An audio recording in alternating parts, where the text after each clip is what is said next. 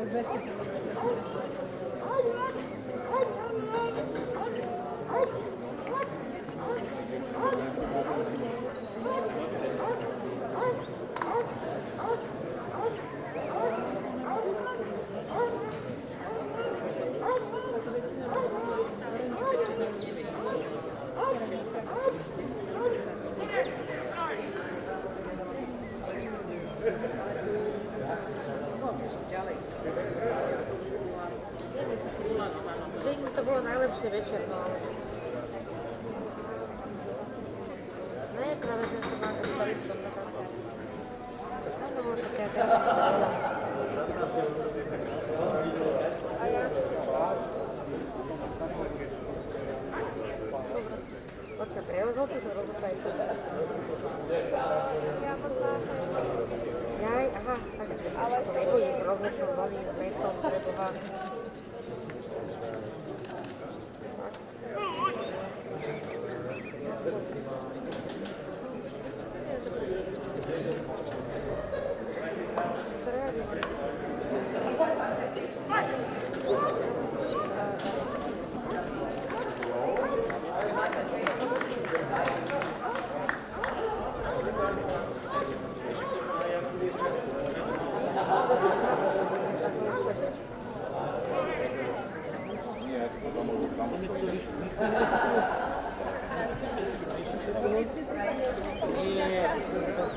Však teba zebereme, lebo len povedať, to je čo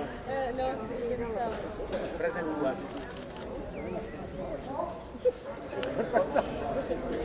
Tak sa hodí ho trochu.